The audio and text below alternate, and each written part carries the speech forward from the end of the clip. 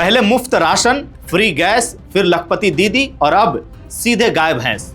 लगता है आजकल चुनाव आते ही राजनीति का नया फॉर्मूला तय हो गया है, वोट दो रेवड़ी लो।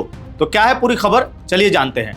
नमस्कार, द हिंदी टॉप देख रहे हैं आप और मैं हूं आपके साथ जानिसार खान।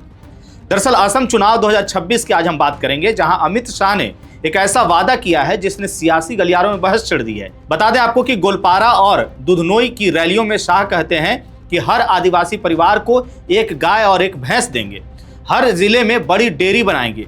सुनने में यह बहुत ग्राउंडेड और देसी मॉडल लगता है, लेकिन सवाल यहाँ पर यह है कि क्या यह विकास है या चुनावी रेवड़ी है? क्योंकि हर चुनाव से पहले कुछ ना कुछ फ्री जरूर आता है। कभी लैपटॉप आता है, कभी स्कूटी, तो कभी कैश ट्रांसफर और अब पशुधन।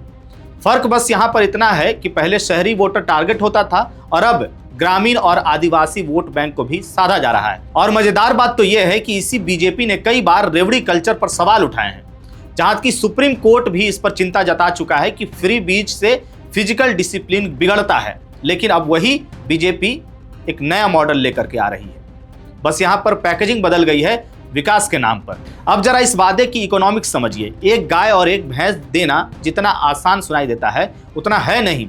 उसके साथ चारा, मेडिकल सुविधा, पशु डॉक्टर, मार्केट, दूध खरीदने की व्यवस्था, क्या ये सब असम में अभी तैयार है? क्या हर जिले में डेयरी इंफ्रास्ट्रक्चर मौजूद है या सिर्फ चुनावी मंच पर ही ये प्लान फिट बैठता है? शाह कहते हैं कि असम को डेयरी हब बनाएंगे, अमूल मॉडल लाएंगे।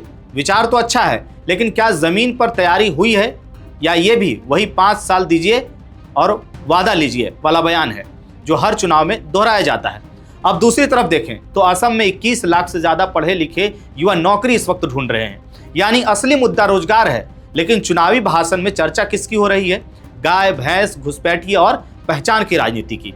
शिक्षा की हालत आपको बता दें कि यह है वहां पर कि सेकेंडरी लेवल पर ड्रॉप आउट अभी 17% से ज्यादा है और हायर एजुकेशन में नामांकन राष्ट्रीय औसत से भी कम है।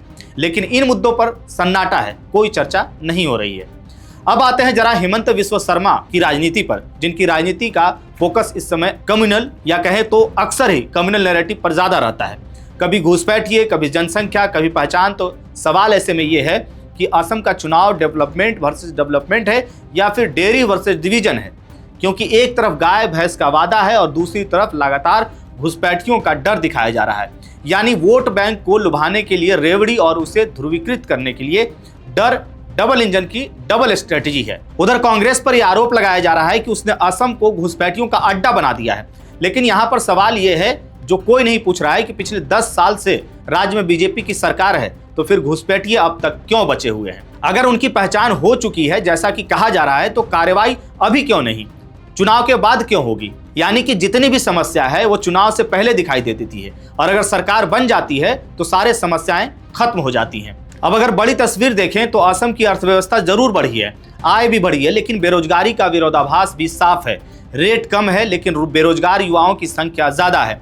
यानी विकास है लेकिन रोजगार नहीं है, ग्रोथ है लेकिन अवसर नहीं है। और ऐसे में समाधान क्या दिया जा रहा है? एक गाय ले लो, जिंदगी सेट कर लो। ऐसे में सीधा सवाल अब यह है कि क्या ये आर्थिक सशक्तिकरण है या चुनावी मैनेजमेंट है? क्या ये लंबी अवधि की नीति है या तात्कालिक वोट कैलकुलेशन है? और सबसे बड़ा सवाल यह है कि जब देश की सबसे बड़ी अदालत फ्री बीज कल्चर पर चिंता जता रही है, तो क्या राजनीतिक दल खुद अपनी ही बातों के खिलाफ खड़े हो रहे हैं? इस खबर को लेकर के आपकी क्या राय है? आप क्या सोचते हैं? क्या बीजेपी को फ्री की रेवड़ी बांटना मजबूरी हो गई है? अपनी राय कमेंट बॉक्स में हमें जरूर बताइएगा। मेरा नाम है जानिसार खान, आप देख रहे हैं द हिंदी टॉप। वीडियो अच्छी लगे तो चैनल को सब्सक्राइब कीजिएगा और हमें इंस्टा, फेसबुक और एक्स पर भी फॉलो कीजिएगा।